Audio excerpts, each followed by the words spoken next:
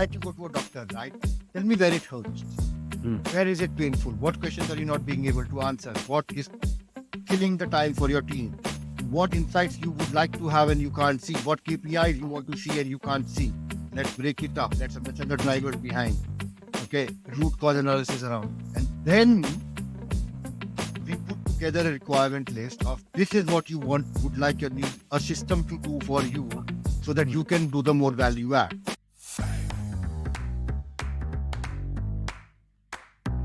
Hello, and welcome to Tech for Finance, where we help finance professionals leverage technology to level up their lives. I'm your host, Adam Shilton, and in this episode, we're going to be chatting with Tejas Parikh. Tejas is an FP&A transformation specialist and is a big advocate of business intelligence. Tejas comes from an FP&A background, working for companies like GE Healthcare, Vodafone, Vanquis, Currys, Unilever, and Yo Sushi. Now, Tejas works as a senior finance consultant and is also founder and director of Ashkar Business Consulting, who help finance teams use technology to build a high-performing finance function. In his free time, Tejas spends time with his family and loves music, movies, good food, and traveling. But before we start, if you like what you hear today, please make sure to subscribe to Tech for Finance on your favorite podcast platform and on YouTube. It's really great to have you here today, Tejas. I'm looking forward to it. Thank you for having me, Adam. It's a pleasure to be here. I'm finally on the Adam Tech for Finance, right? I must have done something wrong. Yes, it is an honor, and maybe it's good that people are excited to come on the show. As I always say, I started this to scratch my own itch, have a bit of fun and see whether I could provide value, and just gain momentum from there. So it means that I can have guys like you on, and we can have some really good conversations. So I really, really appreciate it. No, definitely. I mean, actually, in fact, the fact that this show exists and it is so popular itself shows, right, that technology is becoming more and more pivotal to the finance function. If you went like 15 years back, right, it wouldn't be tech for finance. It would be much more of accounting standards or, something like that, or IFRS or, or tax laws or things like that. The fact that we need a tech for finance as a show itself is, I think, proof of the pudding, right? That technology has become quite pivotal in the finance sector, essentially. Yeah, and even more so now, right? Everything has gone completely mad, but we'll come on to that. But firstly, I want to hear a little bit more about you. So obviously now, founder and director of Akshar, which is great. But you've also led quite a lot of sort of finance transformation projects in previous roles. So if we look at some examples, I mean, at Unilever, there was a lot to do with forecasting and month end. And I don't know whether you just want to talk about your approach, sort of the outcomes of some of those projects and the sort of stuff that you helped realize as part of those transformations. See, I tell you, I generally use basically a star schema to explain these things, right? So let me give you the star schema. So the situation which I walk into at basically Unilever is that there are 4 to 5 people back office in India, and this is Unilever's own office. It's not even outsourced; it is offshore in Bangalore, and they are doing basically their planning cycles from there. This is for their HR and their property function support function. Cost base is around what 450, 500 million. They take basically more than 3 to 4 weeks to forecast 350, 400, 500 million. And I'm like, this is rubbish. What are you doing? I mean, it is not rocket science, right? Because the fact is, especially the property side of the business, your biggest cost is your rent. It's not like you're creating new properties every quarter. So your property portfolio doesn't move that much, man. I mean, let me be here. There are changes, but it's not dramatic. So we should not be taking 3, 4 weeks. And I will be fair. My first cycle was a complete failure. We spent up to 3 p.m. in the morning in the office, worked the whole next day to put some sort of a forecast together. No cost center director signed it off. It was a complete, like, seriously, a bad performance. And I was like, never happening on my watch again, because this was my first month in the business trying to understand what the processes are and stuff like that. What we then did is, again, that is where the tech for finance is such an important thing, and the previous conversation is, because we put some basic technology, leverage the Power BI that they had, little bit of implementation, plus basically put access database in place, which I know when I talk like 2020 and Access database, I'm well out of date. But that's the only tool they were willing to at the point in time, without any cost invested. Worked with that. The next forecast cycle was achieved in, I am not exaggerating, 7 working days. Wow. Okay. We basically ripped up the whole old process. The entire actuals were put in a correct structure, validated during the month. See, this is the problem. When people do a forecast cycle, they're waiting for the forecast cycle to prepare for the forecast cycle, right? If you plan to fail, you fail. Your plan will fail. Right? So if you fail to plan it, it is not going to work. I do that in month one before my month three comes, before my planning cycle kicks off. So on my home, I was the kid, even in school, who would go movie during exams and study during the year. And that's the kind of person I am. And that's what I did. I basically did month one and two. We did all the preparations, actual validated templates, new templates signed off, training on the new template, making sure every last stakeholder who is receiving the template and expected to fill up stuff knows what he's filling up, where he's filling up, everything else. So when the month end happened and we basically like three finished and we were like, okay, 3 plus 9 time, fair enough. Press a button, all actuals are in access. Press a button in pivot tables. All numbers are refreshed. All my templates are ready. They all went out. 7 working days I had, including submissions came back in 5 working days, reviewed it on the fifth working day with the cost center directors. They all revision. I don't like this number. Can we change this? Blah, blah, blah. All got changed. They said back to the cost center owners or site owners. Everything came back. Seventh working day, the CFO has a number in his hand. And not only does he have a number, he has a story. He has cost center directors who know what they're talking about. Okay. And we walk in with the smartest deck and the smartest like story compared to all other support functions. And we walk out like, we done. We did get a challenge still, okay. But given the fact that we were like, more than 500 million, we got a salary like 1.5 or 2 million, if I remember correctly. And I'm like, "Fine, we'll figure that out. It's not, we'll make that in and we'll get on with it, right? As any SPLA person will tell you, 1 or 2 million of a challenge, just take it any day. So the point is, if you sit and think clearly about your process, the moral of the story is you have to think process first, then think what technology will support this process, and then think which are my key stakeholders alongside this process. How do I engage them? How do I make sure that they are all with me? Because this is not a one-man journey. I don't think it is my success. It is not.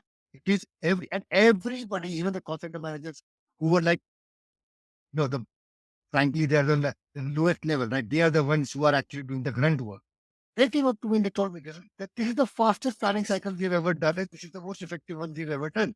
And they liked it because they had to spend less than 2 hours on the template. They submitted the numbers and they walked away. Their job is not to spend time making numbers for finance. That's not their job, right? They are site managers, they are area managers, they some of them are country managers. Boss, I can't do the job that you do. Yes.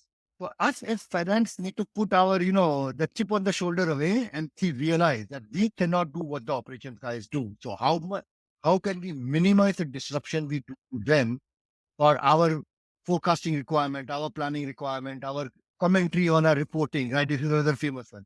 We want them to write the biggest commentary ever. Boss, how are you helping him? Mm. Ask that the question. And then you have a real business partner. So again, on LinkedIn, people talk about business partner all day, right? And I'm like, yeah, I'm not too sure, right? It's not just a behavior pattern. It comes with your structure, right? With your right ERP, right EPMs in place, right BI tools in place, right? You know, behavior pattern in place, right? Processes in place. Some of them want to be a good business partner. They don't even, but they just get stuck in the Mm. day-to-day mundane. How do you help them? Mm. Simple. So going back a little bit, what was it you referenced there? A star framework. Yes. So again, to all my finance colleagues, I say that whenever you're trying to tell a story, you talk about a star framework. Situation, basically, what was the task, what's the action taken, and what is the result out of it. Now, what I just done, I told you what was the situation basically at the rocks. Then I told you what was the task. Task was giving out the budget. The Yeah. actions I took was access database, Power BI, templates, training people, blah, blah, blah. Result was we did it in 7 working days. Again, this also is actually can be a part of your, what they call finance business partnering and being a better business partner. Finance is just start talking about numbers. They need to start talking about stories. And how do you tell a story without waffling, Yes. right? Because there is one extreme, you just speak 3 sentences and you walk away. Nobody makes any sense of that. The other extreme is you go on for 2 hours and nobody can make sense of that either. What the hell do you do? And that is why, you use frameworks like this in the middle for things like this to work and for you to be able to communicate. Yeah, and it's we're always aiming towards that result, aren't we? And I think people need to not lose sight of that. Right? Sometimes people Absolutely. get caught up in the process and they lose sight of that. So no, it's great. And just before we move on, I'm very keen to learn a little bit more about that template. And of course, you don't have to go into specifics, but what you said there was that obviously you needed to make sure that the templates that went out were easy to complete because otherwise you're going to be met with resistance, right? So what was the template? Was it like an Excel or a spreadsheet that was pre-formatted, or what did that look like? So it was excellent, first of all, because as I said, business was not looking to invest into a EPM tool. We did propose it, but they were not willing to invest at that point in time. So yet it was Excel, though I don't recommend any listener to continue budgeting and planning in Excel. But yeah, that is what we did. But the point is, again, I had the advantage of obviously years of experience. So I built something out of last 12 months, last forecast cycle, give all the data points necessary for the person providing the input to have that intuition of does this start to make sense or am I just putting in a number? And then again, putting the chip onto my shoulder down, selected 5, 6 stakeholders, said the stakeholders is not directors. These are I'm talking the analysts who are going to put in the numbers in my template. Chose 5, 6 of them, and I said, you know what? Run me through this. Why would this not work? Break this one, right? Tell me this is rubbish. Tell me this now, right? Instead of in middle of the planning cycle. That's going to be ridiculous. So let's talk now. Tell me what can I do better? And look, a lot of good inputs came out. Yes, I have years of experience, but I am not. I don't know Unilever at the back of my hand. I don't Yeah. know their ways of working. And obviously, I work with different clients at different points in time. So I never say that I know everything. I said, look, this is what my best recommendations are. You tell me why this doesn't work, and then genuinely open-minded, not only with open mind, but open mind and open heart. I take the criticisms I get. I say, okay, let's think this through. What's the logic? What's the driver? Why? Simon Sinek, begin with the why. Why would I do it differently? I understand that. And then, okay, let's do it. So made changes, made revisions, like made what, 8, 9 revisions to the template. Finally, we all signed off on something that, okay, this stand. And then again, those 6, 7 people were also not my favorite people or who I know from 5 years. I'm only there for 10 months. So no, I took North America, South America, 3 people in Europe, 2 people in Asia. You spread it out because different countries, different continents, different cultures think differently, behave different. So I spread the love out and I said, give me input. I got those inputs, updated templates, then took that and went to the director. And I said, okay, 3 directors, once your submission comes in, I need you to turn around in 24 hours and tell me you can sign the number off or you cannot sign the number off. You what changes you want. Now, for you to do this in 24 hours, you need a dash. What do you need to see in that dash? Hmm. Okay. This is my performer.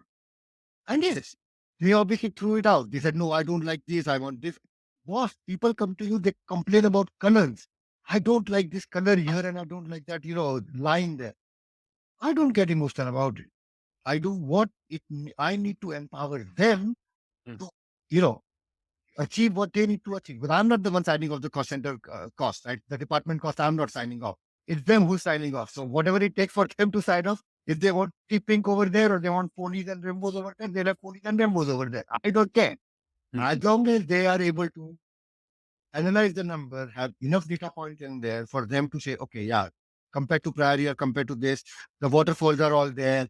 I am able to now actually stand up in front of the CFO and explain these numbers, and I'm able to, you know, get this turned around in 24 hours. I can tell you yes or a no or change this.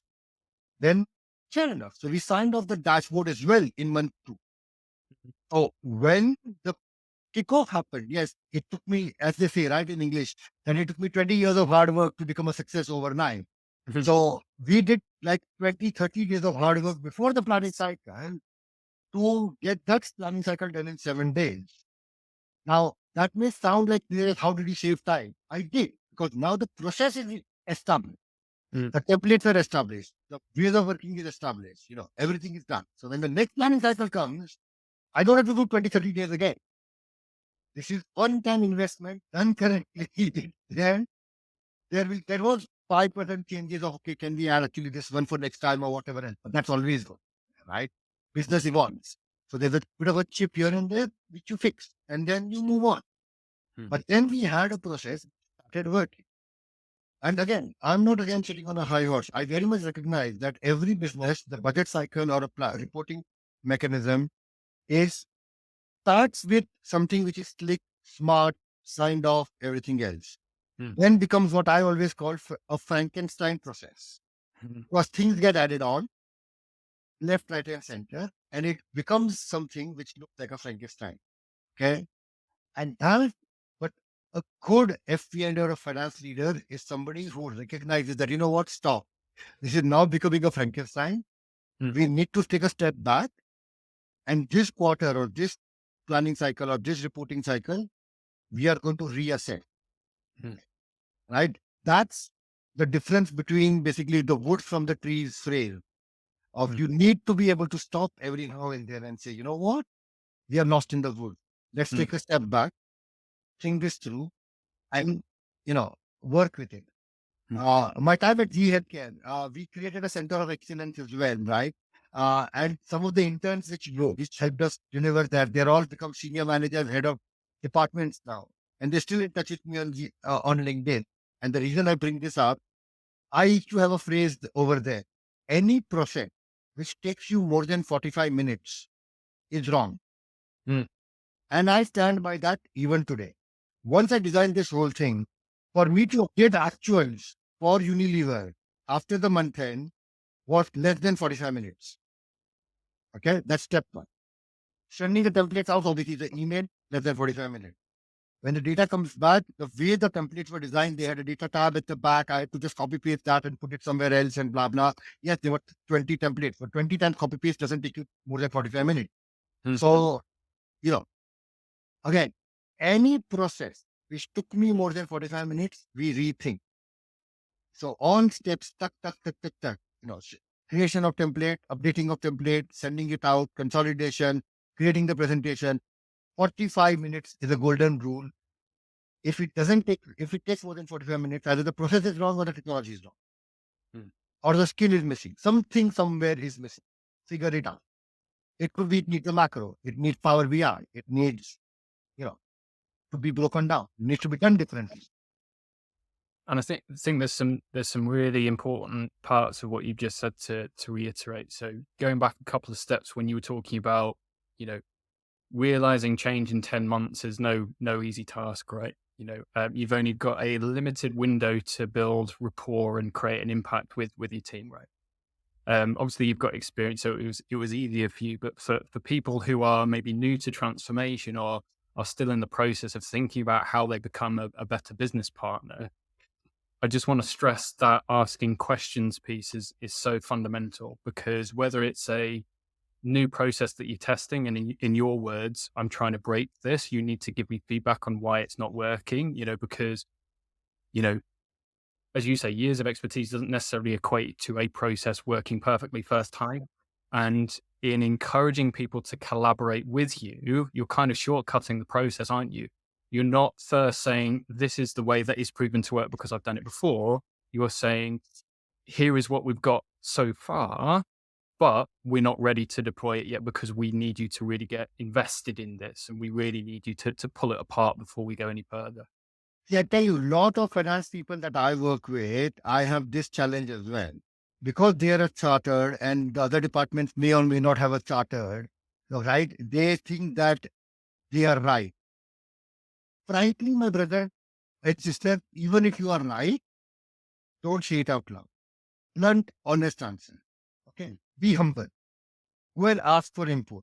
For exactly the word you used over there, for them to be invested in the process. By me, in fact, sometimes even leaving out something, though I know I should perfect it, I will not perfect it. I leave it out imperfect. It shows me as vulnerable. And I say, you know what? I don't know. You tell me. And then they feel yeah, the pleasure of, okay, I corrected him, but he's a nice guy. He took it well. It worked out. It builds that credibility. It builds that camaraderie. It builds that relationship. And do it. Do it honestly, man. No man is perfect. Anybody thinking that they are perfect, anybody saying that they've always built a perfect Excel book is or a perfect model is wrong. Okay. It becomes perfect when you've got multiple people looking at it, working with it, and solving. And get their buy-in. Single biggest advice for a new business partner is be humble, be happy to be vulnerable, ask questions, right? And focus on building credibility. Mhm. Because there are two things which I have noticed. One side, there are people who will want to solve everything before they go and they say, this is what the future is going to look like. Or the other pieces, they go and do with nothing. And I can tell you with experience of business or the operation side, don't like either. Make a thoughtful effort, thoughtful structure, bring thoughtful value onto the table, and then be humble about it. Right? If you recall, all the examples I gave, I said I built something. Okay, I built a skeleton, and I said, okay, this is the skeleton in my world. Now let me help me meet it up. Yeah. And that way, they're not like, okay, he's lazy git, he's just sitting here and asking me to do everything for him. I'm not. But at the same time, I'm not saying I know everything. I do. Yeah. And there's nothing wrong with either. No, it's all valid. And the second point there as well is the point that you made earlier about slowing down. So sometimes people don't get the opportunity to think, right, well, it's taken us 45 minutes to do this because they get so swept up in what they're doing, right? And I think it's easy to get caught in the trap of if something's not working, we need to add something or we need to evolve the process. But it's not the case. And I've just been trying to find the quote because I think it was last year or the year before. I spoke to a lot of business owners to get their impression of, what are the few things that have helped them achieve the success that they've achieved, right? And one of the guys who I went to school with, a guy called Rafi Parikh, and he owns his own business now called Genie AI, and they do AI in the legal space, from a contractual perspective. And one of the points that he emphasized was, as part of their culture, they will always go through a simplification exercise, and they will apply equal weight to what do we need to cut out as well as what do we need to add in. And it's the same for technology. Before we adopt a new tool, is there an existing tool that can do that we can evolve? Or is there an existing tool that we're using that we don't need to use anymore because we can evolve a different process? Yeah, so I think that's worth just emphasizing and not forgetting as well. Yeah, no, exactly. So for example, do I need a accounting system and a CRM and a HRM separately, or can I have one ERP which covers all of it? For Mhm, example, it's honestly and very respectfully, I've been speaking to a lot of people over the last 1 month, right? Because I'm on a mission at the minute, mhm, and basically, lot of respectfully, lot of finance professionals tend to think ERP is accounting system. mhm, Let's get this clear, and I'm sure you know from your sales background, it's not. It's two very different things. ERP encompasses and has within itself finance as a module and accounting and whatever else as a module, but it is not equal to ERP is not equal to accounting system. mhm, Accounting system is a part of an ERP, but can have more bits and pieces in it. And it is things like that. I mean, finance finance leaders today need to listen to podcasts like this, read articles, look outside their shell, if I mhm, may. Right? mhm, I know it's difficult. I know it's not easy. It may be on a train ride. It may be on your, car journey to work or whatever, you know. But this needs to happen. Otherwise, frankly, I think there is a very famous quote that you can't keep doing the same things again over and over again and expect different results. That's a sign of madness, Mm-hmm. Mm-hmm. right? And a lot of finance professionals today, sorry, respectfully, but are behaving that way. They want to do the same things over and over again, and they think, why can't we get it done faster? You Mm-hmm. can't, Mm-hmm. you can't. You have to do it different. And that, Mm-hmm. I think, is critical for us as Mm-hmm. finance professionals to look at that.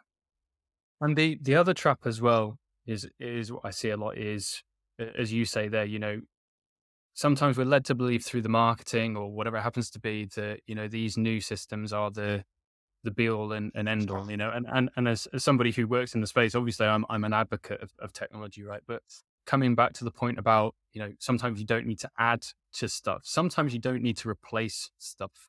Yeah. So just because you're importing into a SQL database and you've got Power BI sat on top of that or something equivalent, right? Just because it's a SQL database and it might be seen as a bit dated or whatever it happens to be, doesn't mean that you've got to rip it out just because you're going through this big transformation process, right? If it takes you seconds to query a SQL database, then don't change it. Yeah. The business case is then right. Okay, well, if we've got the data, how do we make more sense of it? It doesn't matter where it is. How do we use what we've got without sort of breaking stuff? If it ain't broke, don't fix it is the common phrase, right? Yeah, and horses for courses. So what you are hinting on there is again also horses for courses.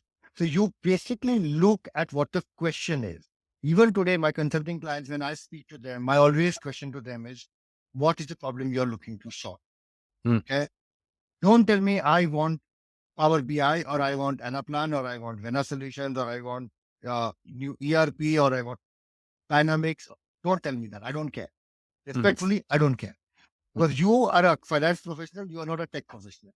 So mhm, don't tell me what tech you want because you don't know what tech you want. Okay? Tell me what problem you want to solve. Tell me mhm, where does it hurt? Like you go to a doctor, right? Tell me where it hurts.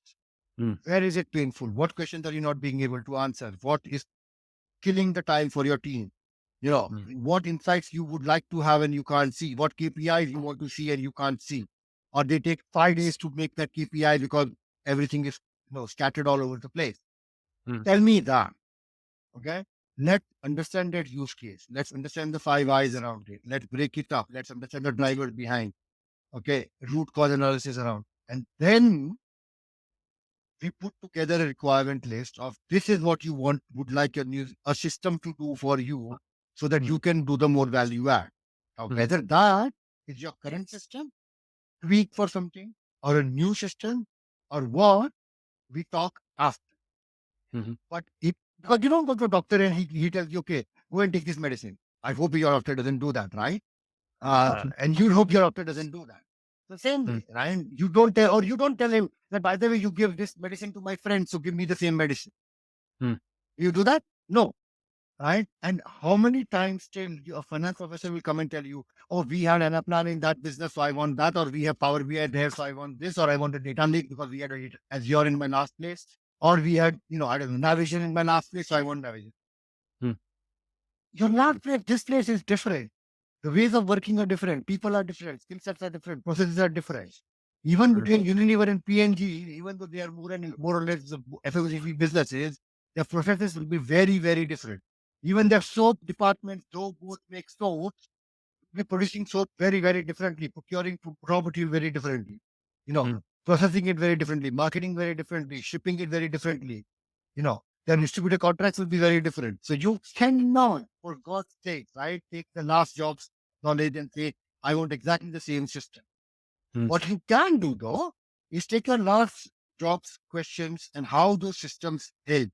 What questions you answered, what KPIs you had, what insights you had, and mm. how do you create it in this environment? That is definitely a transferable skill which you take across. And you've got me thinking now because you used the doctor analogy, and it's always a dangerous game because there's a lot of doctor analogies, right? And I think you're dead right that but for you to just turn up to a doctor and without them asking any questions, just say take this and go away. Obviously, that's definitely the wrong approach. But what I find, and again, in the UK, obviously, we're based in the UK, we have NHS. We're forever grateful for it, free healthcare, and I will never grumble about that. But if we take the example of a busy doctor, yeah, a busy GP, general practitioner, they've got so much on their plate. They're seeing so many appointments. They get into a rhythm of asking a few questions with a view to prescribe and get rid of, right? Now, what I say there in the majority of instances is the default is to prescribe something. Yeah. What I think is lacking in some instances, and of course, every doctor is drastically different. And again, not bashing any doctors out there, but what I've seen in other cultures and other countries is before the prescription, it's the right, well, let's work back. You know, when did this start? Are there any other factors that have contributed to this illness? Because it might not be that we need to prescribe something, right? I'm going to prescribe you extra strong antihistamine for your allergies could actually be right. Well, actually, you've probably got a severe intolerance to this food. You see what I mean? So looking at things holistically in some instances and taking that step back is really useful. And that example is transferable when we look at evolving finance process, when we look at evolving finance system, because we our default wants to prescribe something. Our default looks to what tool is going to save me, what process is going to save me. But what we really need to do is try and your point there about root cause analysis, which is where does this stem from? Is there anything at the start of this process or related to this process that may be sending us off course that we need to solve before we stick a plaster over it and say that this is going to be the solution? And that is the reason why, as finance people, when you're looking for somebody, not even me, any consulting business to come and help you out on stuff like this, you should look at what are the kind of questions are they asking? Okay, what is the Mm, level of questions are they asking? Are they only asking you questions? Are they asking more than you questions? Because realistically, a CFO or a finance director very respectfully knows there is a problem. They don't know the line item level detail of the mm, okay. They're not supposed to. They're not meant. Hopefully, they are not meant. Their team mm, is the one who takes care of all. It's mm, the just morning we were talking to somebody. We were like, we are not going to do this with you. We will let's put a discovery session together. Get your key stakeholders. Let's have this conversation together. Let's get a larger team and then have this conversation because you're not going to solve this by asking one person that on all the questions. Okay, and plus the framework that we use. For example, you look at uh, establishing analytics culture. There's a book by Andrew. He's a guy on LinkedIn as well, and he says it's a very nice book. Was he also talks about people, process, technology, and he talks about mindset, right? mhm, That is again such an important element of think. Look at your people, look at what mindset they have, and then see if it is just a question of retraining, reorganizing those people. Are they working with their strengths or their weaknesses? There's a reason why I did GC index when I did, right? I'm a mhm, GCologist as well. I mean, I'm a finance person. To become a GCologist is absolutely like counterintuitive. But for mm, what I do, I need to be able to work with people and understand what are their motivators, what mhm, gets them going. Otherwise, I can't transform team, essentially, and I cannot transform stuff. So it is about, look at the frameworks and apply even independently if you want to do it. There are enough books out there. Be the five, establishing a data analytics culture. There are so many books on finance transformations and things like that. Read a little. Okay. If you can't physically, like I am a very bad reader, I can't read a book, I listen. mm, Okay. I like to listen to it. I do it on Audible. Don't care how you do it. Do it. And then see whether you can do it in-house or get independent advice. One of the mm, reasons where we again say that you should always get independent advice, which I'm sure you will agree with, when mm, you go into a business, everybody has a hidden agenda. If mm, they are all employees, there is office politics going on. I would, and everybody wants my process is perfect. I want everything else to change, but not my process. Okay? mm, I literally just gave off a call before this one when I was literally hearing the lady going on and on about, yeah, but this is how we do things. Yeah, but that's what you were doing for the last 10 years. You mm, can move, right? Things can change. But she was not willing to change. You could clearly hear it in her voice that she was basically like, you all have to adjust. I will not adjust. And True. eventually we will get her to change. But you need her. It's a challenge, and we'll have fun. And I'm But like, it's little, it's little by little, isn't it? It's baby steps, and going back to the point you made earlier, sometimes you've got to slow down before you speed up. And sometimes seeing is believing as well. And and initially, as you say, you don't know what the hidden agendas are. You don't know what the personal challenges, the personal ambitions are of every individual, because obviously you can't get into people's heads. Um, and you probably find a lot of this in the BI space with the BI works that you do. It only takes one example dashboard or visualization for people to change their tune. And then that then creates a raft of other questions. Oh, you mean we can do this? You mean we can do this? So my recommendation for anybody who realizes that something needs to change is that it's now a lot easier than it used to be to spin up a free tool, experiment with some dashboards, and then share that, and that can help. Whereas previously, the cost of building some of these applications was prohibitive to the point where you did have to go through a real big change process. Now it's a lot quicker because you can realize at least some of the benefit early stages with some of the tools that exist, right? yeah. So see, again, you make a beautiful point about data visualization. So again, I am working on a reasonably large company at the minute, and I was categorically told, and even previous ones like Cinemedia is on my LinkedIn. So you look at Cinemedia, I categorically was told that there is a department in Cinemedia which has where the departmental CFO has made her own basically dashboards, her own Power BI, and she will never change it. Okay, you Mhm. cannot even change one color on her dashboard apparently. Yeah. And I was like, okay, I did not like, so look, I carried on doing what I did for the other department. I built the structure, but I always built it in a manner that we cover the whole business, not just one part of it. We did the whole thing, built what I said added value. I kept an eye on what dashboards she had. Uh, Obviously, I took inspiration. As I said, right? I learned. There's nothing wrong in learning. So I took inspiration, built what I thought was good, got all of this sorted. The first department bought the new dashboards, which I put together. Then I set up a call with that particular departmental CFO, and I said, "Look, I know you have your own stuff. I respect that. I've built this. Can you please help me understand why this doesn't work? Because Mhm. clearly, right, you have your own stuff. Building me counter to what every other advice I was given in that business. She is like, Tejas, why will I not use this? You saved me the headache of maintaining all this nonsense by myself. She was in fact, she literally went the other end of the spectrum. She like, I am the only woman in this entire finance that department who understands what I have done. And therefore I have to maintain all of it. It's all everything is on my neck. And like, I feel stressed out of it. Whereas now that you centralize this whole thing, I can benefit out of your reports, not having to worry about, maintaining all of this. I'm like, yes, I wanted to have the fruits of the labor. I don't want to do the labor. She's like, bloody perfect. Yes, she had some questions. I want to use to add these three calculations. I want these two pie charts or whatever else. That's it, bloody right, man. Mhm. I mean, come on. I mean, if I don't listen to that, then I am not a good finance business partner or good customer service person, right? I have to do what my customer asks me to do. I said, Yeah, okay, yeah. fair enough. Give me 5 days, I'll deliver. 5 days, done it. She looked at it. She looked at my number, her number, few months, blah, blah, verified, ticked and tied, audited my numbers. All numbers look the same.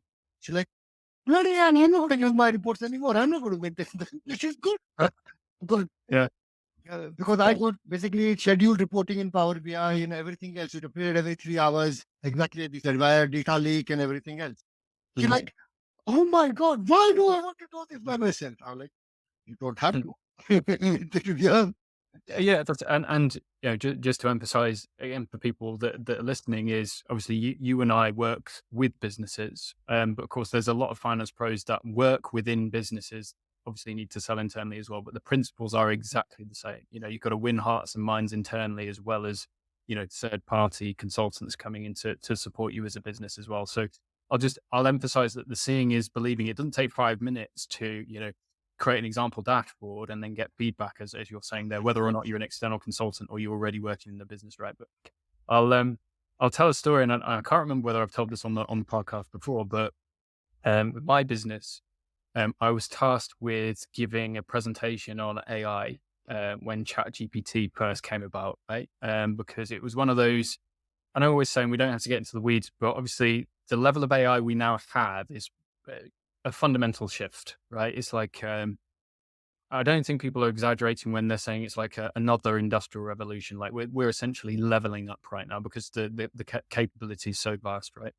Um, so I did the presentation and I used a slightly different tool to PowerPoint. So PowerPoint obviously great because we've got the themes and all of the branding and all the templates set up. But I started the meeting by saying I appreciate this is a bit off brand, but you'll see why as we go through the presentation. So it was about, I don't know, 10 slides, something like that, and it talked through changes we're seeing in the market, use cases for some of these AI tools. It had images in it. The slides were in slightly different formats, formatted according to what visually came across the best. And everybody was really obviously bought into the presentation. And the second to last slide um, was just a one bullet point that said 90% of this presentation was created using AI. And that was kind of that aha moment because all of the people in the room that were thinking it's a gimmick, we'll never use this. There's no applications for this. It's too early.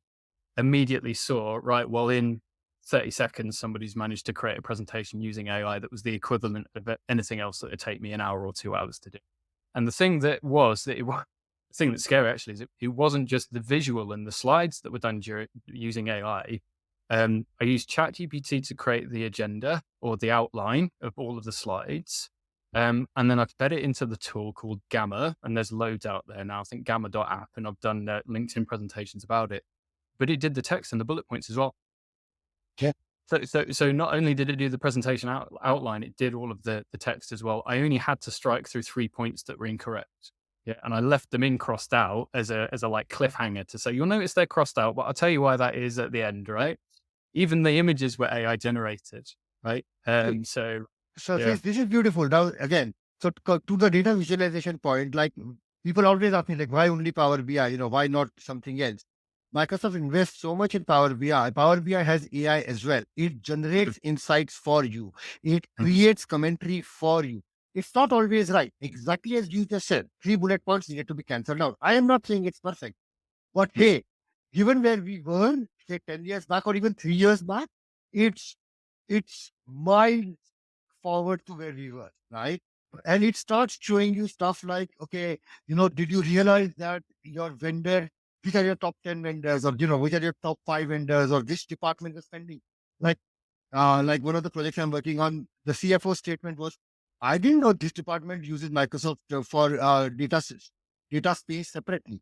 So there was this one department buying Azure space by itself, though they had corporate licenses for the entire thing. So this is basically wasting money, essentially, right? oh well, And he did not, obviously, I mean, come on, it's a very big business. I don't want to name names on the show, but it's a very big business. So obviously, I don't expect him to know every line item, every vendor. So people would see Microsoft and they would just pay it and blah, blah. But this is duplication of cost. Trust me, by that one dashboard, saved him a few 100,000 because he's like, this has to stop. What the hell are they doing this? I am going to call them up right now. You see? yeah, And AI can do stuff like that. It will help you see stuff which you will not see. Yes, there are certain things which, as a human mind, you will be able to correlate. And then there are certain things you cannot correlate. Okay. And AI can help you with stuff like it is about applying common sense though. Okay. Mhm. This whole other side of on LinkedIn of AI is going to take over the world. It's not. Mm. Somebody at the minute, the AI is very, very smart, but somebody still needs to common sense check it. Exactly Yeah, as you did. You read it, you understood it, and you said, okay, these 3 bullet points don't make sense. I am going to cross them out because they don't make sense. So somebody will have to do that. Okay. And that means somebody will need to understand what that AI is telling you. mm. And therefore, Um, we need to keep being smarter than AI. Otherwise, they will not understand. Think of it yeah, that way. yeah, and as always, as we always say, the biggest missing element in AI at the moment is context and the training piece, and it will get there, I'm sure. But yeah, the the domain expertise and that niche insight that a human takes, 20, 30 years to build at the moment, and I say at the moment, can't be emulated by AI, so that there is a sense check. But just want to go back to the point that you made there about basically spotting something that a human then went on to action, right? And I think we need to focus on that. So previous podcast guest was Tamer, CEO at Causal, who do a modeling platform. Very, very, very good insights from that session. And his viewpoint is that traditional AI in the form of, machine learning and the stuff that's been around for years is good. It can provide predictions, based on these scenarios. It could be that, this is going to be your revenue next year based on these variables, or here's an outlier because it doesn't follow the trend of the previous data, right? But his point, and I think he's dead right, is that it still takes somebody to go in and decide what's actionable and what's not. So in that example that you gave there, the breadcrumbs were there. Why is the amount here bigger than the amount over here? But then the human goes in and says, actually, they're pretty much the same thing. So the action from that is we can then reduce that spend. And that is it, right? So that is the reason why when every time when somebody says on LinkedIn that, AI is going to take over the world or whatever else, or all finance jobs are going to lose to I don't think so. If your job is to key in number in a system, that might go. Okay. Yes. But if you're doing something more, again, what I tell my Steve all the time, sorry to stop in between. You get paid to think. You don't get paid to do.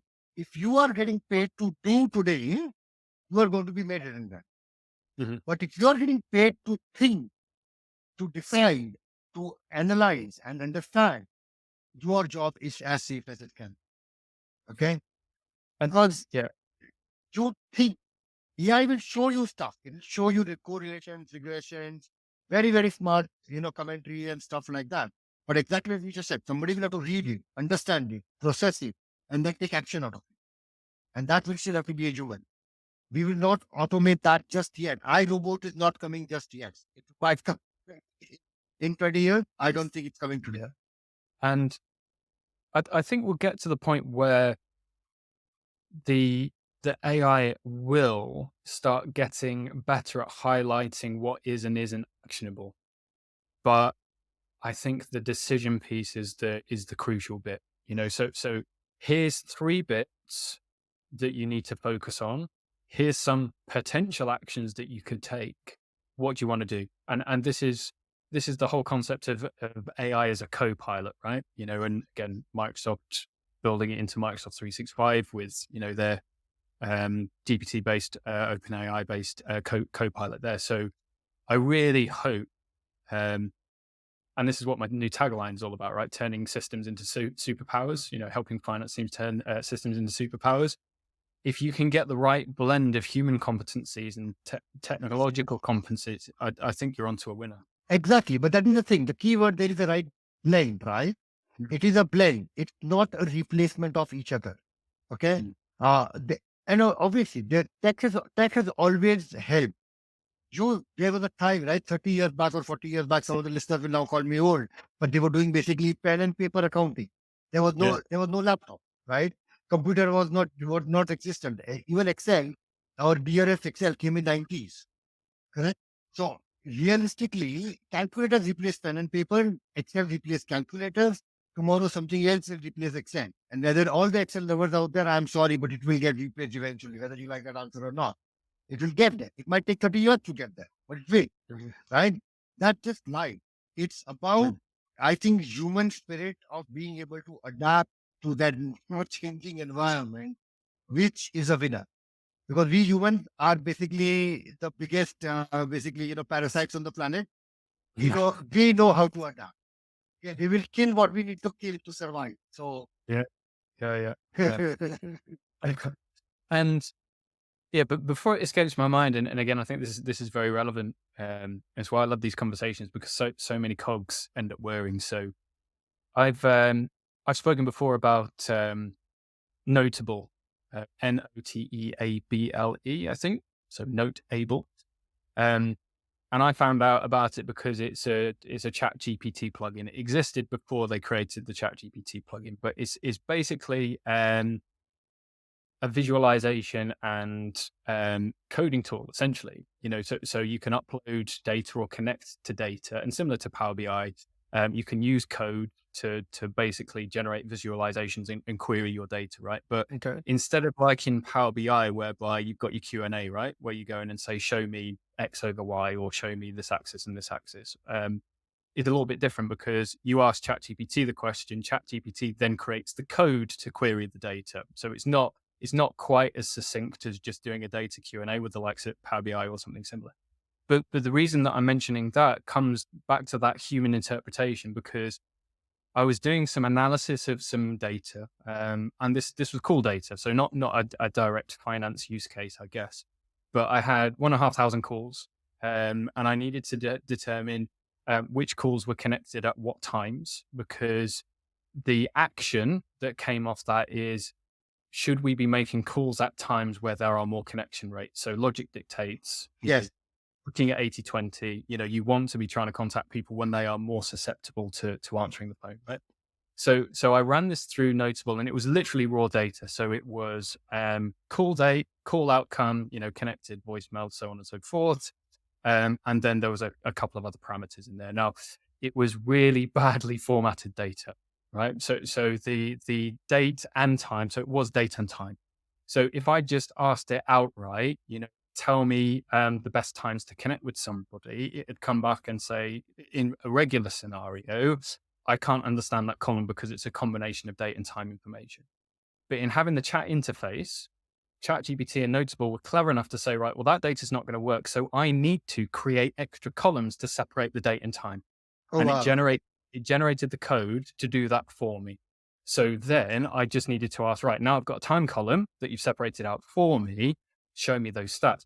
But the reason for the story, apart from the cool stuff that you can do with ChatGPT and Notable, is it produced a visualization, which was weekday AM PM, yeah, with a bar graph, very simple bar graph, and it was very clear that mornings had better success rates, yeah, and that Mondays, Wednesdays, and Fridays had the highest percentage connection based on total calls, right? Now, I then asked it to produce a written commentary of that graph, and the written commentary it produced was incorrect, totally incorrect, because I said, probably my prompt was wrong, but I said, look at the graph and provide a written commentary, but the AI can't look. Do you see what I mean? So it Yeah. was trying to something and it was producing incorrect results. If I'd said, do a written commentary of the data, then I probably would have got a better result. Yeah. But I think that's one of the limitations that we have to bear in mind. You still need to ask good questions, whether you're speaking to people or whether you're talking to Yeah. AI. And we need to be mindful that AI doesn't see things in pictures like we do. Some AIs do, right? And with ChatGPT 4, if you use the API, it can be multimodal where it recognizes images, right? But before that, it's still text based. So I just wanted to emphasize that where we are at the moment, unless you're using some of the really advanced stuff, there is still a limitation with what it is able to see. So that human interpretation of the visual is still very relevant. Yeah, no, but that is it. Right. So this is where the fact that you were able to read it and whatever the commentary came out and say, yeah, no, but this doesn't make any sense. So that sense check was needed. And that is the reason why human is still important. And second is the fact that, exactly as you pointed out, ask the right question. Mhm. And those are skills us as humans need to maintain, whether you're doing it with Excel or whether you're doing it with ChatGPT. Those core skill set, I don't think, honestly, are changing. Now, we're in the industry for 20 years, 20 years, right? And I don't see that changing over time. So, we- Yeah, I think you're absolutely right. And again, coming back to baby steps, you don't have to master AI, in a day. It is going to be baby steps. And the recommendations that I make is, and I talk quite a lot about Power BI, to be fair, because it only takes uploading a CSV and to click on the little insight button, and already you're halfway there, right? But with some of these other tools, there's no end of tools now where you can literally upload a CSV and talk to the data. So start there, and that will build your skills in asking better questions of AI. Because I think if we are focusing on skills to develop, we need to develop obviously the soft skills that enable us to be better communicators and better business partners, as we were talking about earlier. But we also need to have a mind that the better questions that we can ask of these new tech tools, especially if it's a chat interface, is also a skill to be built as well. Yeah, but see again, on the other side, these are individual skills that individuals can build for themselves. But for any finance leaders that are listening, they should also think about scalability of whatever solutioning you are trying to do. So, like doing this as an individual on my spare time on a Saturday is a different thing as compared Yeah. to scaling it for a 500 million business or a 500 million business or a multi-billion dollar business is a whole different ball game, very respectfully, and that needs to be played different. So that is when even with Power BI or with any other AI that businesses try to implement, I always tell them that guys, play with it. And I actually use the words play with it. So Yes. the group FP&A guy which I was talking to you about, he takes this now by Power BI dashboard to every meeting. When I trained him for three different sessions that I showed him the dashboard I built, I said, this is how you can do this is how you can do that. This is where you got filters here, you got filters there, this is how you can make it bigger, smaller, whatever else. The key word I kept telling him was, please go and play with it. Yeah. Come back to me with more questions. Break it. I challenge you, break. But come back to me with more questions because that when finance leaders start encouraging their teams to ask questions, be open, is the time when you will have really highly efficient and effective finance functions. Okay. Sure. That whatever, right? That whole open door policy is a myth. Okay. Just because you keep your door open doesn't mean that you're a friendly finance person. It's not. Okay, sorry, but that's BS. And I'll call it out BS. Okay.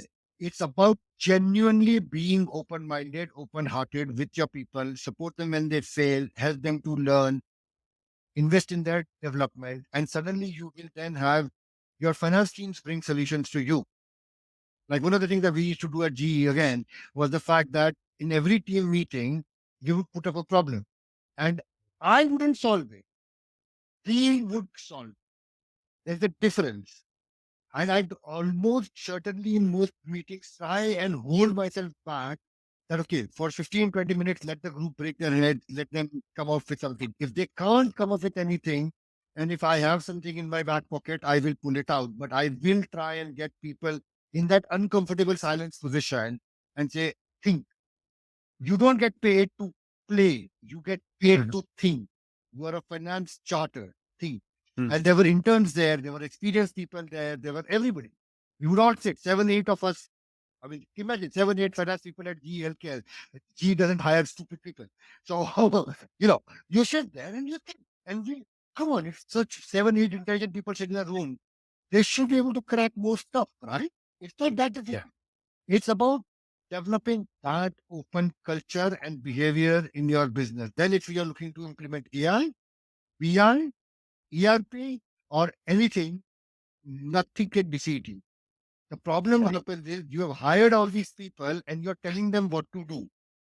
Okay. Yeah. Richard Branson said, you hire intelligent people and keep for them to tell you what to do.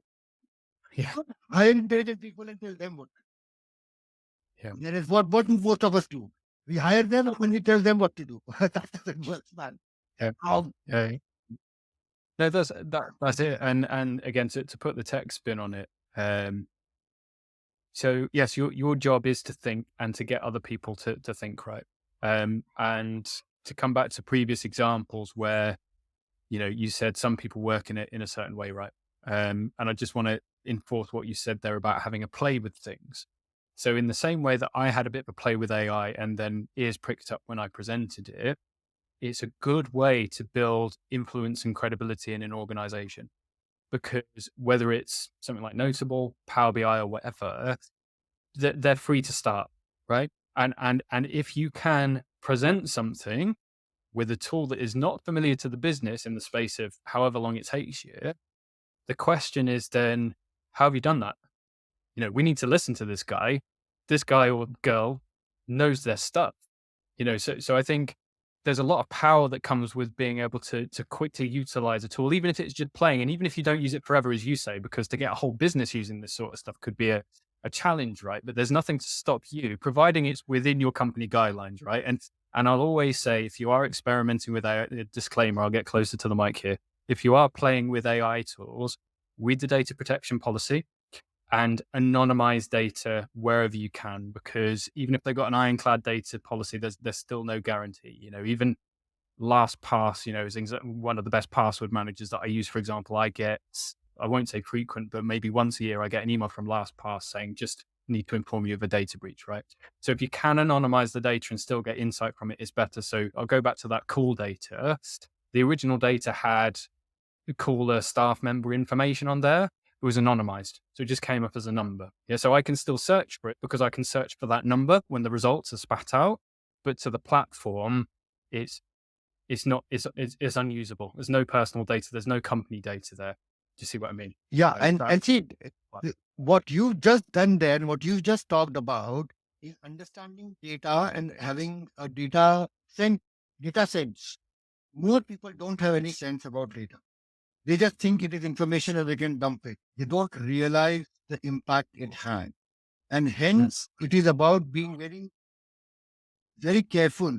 Read and read and read and listen to people before you go around, especially with your corporate data, and play with it. If you want to play, I again tell my guys, go Google up some free data, which is freely available, and play with that data. Because that data, frankly, is nobody's data. That's just dummy data. And today's day and time to get dummy data is not very difficult. So if you want to have a play, don't play with client data, play with dummy data. Or don't play with your company data, play with dummy data and figure that out. Because otherwise you will get yourself into legal trouble, which very frankly, I don't think Adam or I put the responsibility for. So don't do that. Yeah, no responsibility for anybody being silly with data. No, that's for sure. And just whilst we're on that subject as well, so I'm obviously a big fan of ChatGPT. I've got the pro version because it gives me the plugins and all of that sort of stuff. Now, in the guide, Ultimate GPT Framework for Finance, shameless plug there. There is a beginning bit on data. So there's an opt out on OpenAI where you can essentially say, I don't want this data being used to train the model. Now, they've since improved that. If you go into the settings in ChatGPT, there's now a privacy area. Don't know whether you've Okay. seen it, but it's cheeky because if you turn off the model training, so if you say, I don't want you using this data, you can't use the ChatGPT plugins. You can only use the standard model and you lose all of your chat history. Do you see what I mean? So there's no way of turning off that training and data analysis that OpenAI take whilst using some of the advanced features.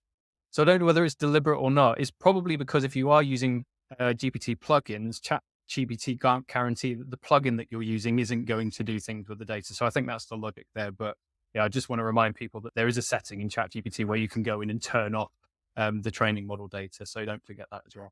Yeah, so that is the reason why, very respectfully, Adam, yes, I can clearly tell that you are as passionate about ChatGPT as I am about Power BI. But the fact is that is the reason why I am of the individual opinion, and again, there will be a lot of this is a controversial statement coming up.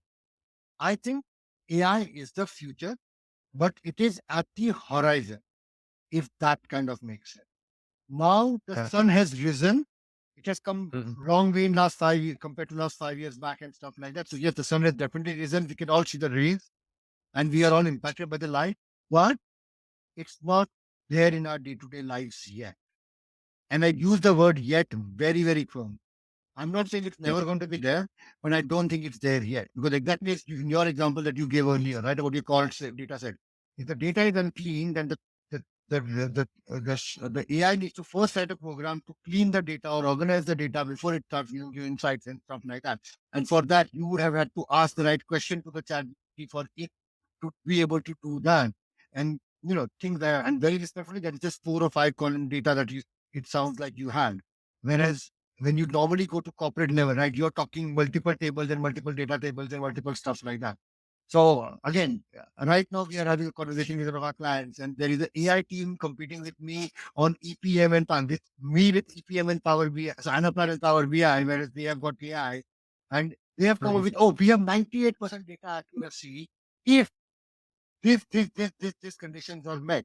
I'm like, mate, it's like, a car company saying if there's if glass crease road and the temperature is 38 degrees and blah, blah, blah, then my mileage is, 200. That's bullshit, man. Real life, it doesn't work like that.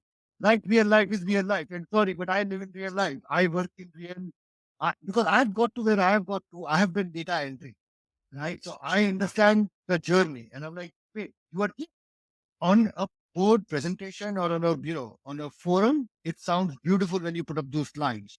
Tomorrow as FP&A, day, I can't use that forecast and say, okay, I can use this as a forecasting tool. It doesn't work. Okay. You cannot say that you are taking 60% of my data and you are or 50% of my data and you're forecasting it 90%, 98% accuracy. Yeah, but what's the number of just that business?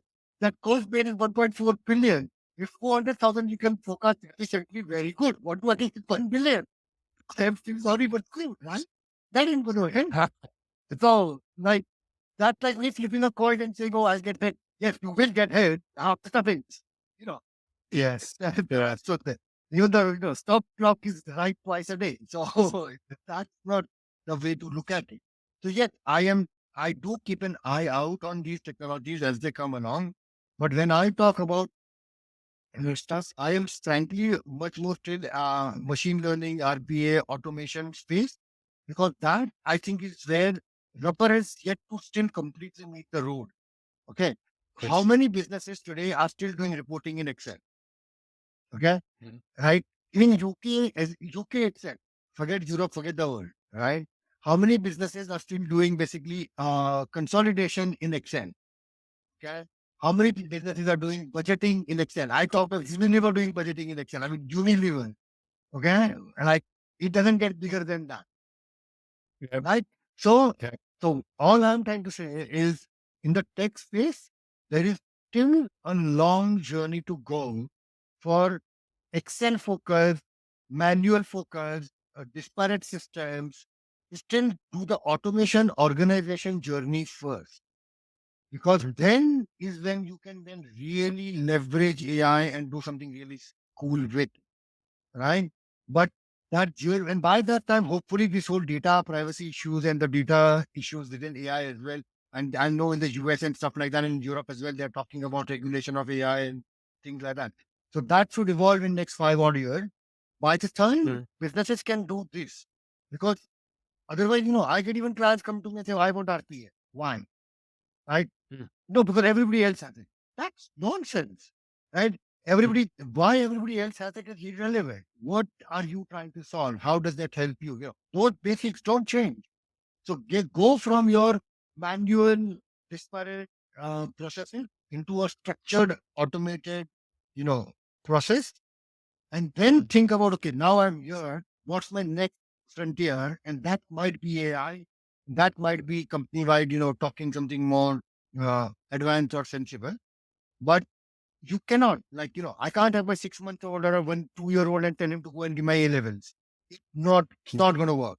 You have to go Mm. through that journey, and that journey, that maturity journey, the data maturity journey, data policies, all of that needs to happen. Otherwise, it isn't going to work. That's Yeah. Yeah. Yeah. You've got to start at the beginning. You can't, sometimes you can shortcut. When it comes to these fundamental processes, you can't. There might, shortcut is different to a quick win. There might be some things that you can do to get a bit of an edge, but it won't change the fact that good people, good data, good process is the foundation of any other shiny tool that you put on top of it. So no, perfect. it's good stuff. So we're coming up to time, Tejas. We've already overrun because it's been such a good conversation. But I'll ask you the question that I ask everybody before we sign off. The show's called Tech for Finance, and this can be either in your personal or your professional life. An app, gadget, software tool, and you can't say Power BI, and you Why can't not? say a smartphone. Why not? Because we know Power BI is already at the top of your list, but it could be an app on your phone. It could be a Google Chrome plugin, just an app, tool, or gadget that you literally use every day that you couldn't live without. Yeah, but I don't want to say something like WhatsApp because that's very lame. Uh, no, I will still say Power BI because there is Fine. literally, genuinely, I go and do Anaplan implementation. I do VENA implementation. I do a lot of EPM implementation as well, right? Or ERP implementation. Alongside that, it's like that, It's like coriander on a Indian curry. It just goes with it, right? Also, Indian on the call will know what I'm talking about. You take any Indian veg or any Indian dish, you put a bit of coriander on top, it just works. And that's what Yeah, it but is. it's got to be fresh coriander though. None of Oh, this dried stuff. no, no, Got no, to no. be Fresh, fresh. fresh, fresh. You've Yes. got homegrown cut. Right, Exactly. that's a great place to So Power BI is my coriander with everything else.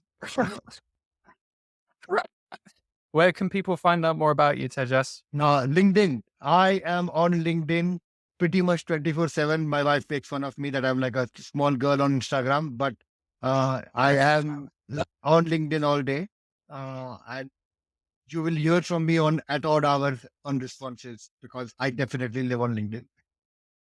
Fine. And you're also now a Gartner peer community ambassador as well, aren't you? Yes, I am very much so. Very, very honored to Yes. share stage with people like yourself and Chris Ortega and everybody great out there. Yeah, and to be fair, I haven't given them a shout out yet because I'm still finding my feet a little bit with the platform. But Gartner peer community is free. Yeah, and it's basically like-minded individuals. I mean, Tejas and I are part of the finance community. So obviously, if you work in finance, join the finance community. And it's just an opportunity to ask questions, share ideas, and just connect with industry leaders. So, it's kind of more like a hyper-focused version of LinkedIn, I guess, related to certain topics. So yeah, check out the Gartner peer community, connect with Tejas and I on there, and yeah, we can start another conversation there too. But yeah, no, LinkedIn, I'll put your link in the show notes, Tejas. And yeah, just finish by thanking you for coming on. It's been a really, really good conversation. Thank you for having me. Thank you so much for listening to me. And I really hope we catch online and offline again. Yeah, absolutely. Thanks, Tejas. Thank See you in you. a bit. Cheers. Cheers.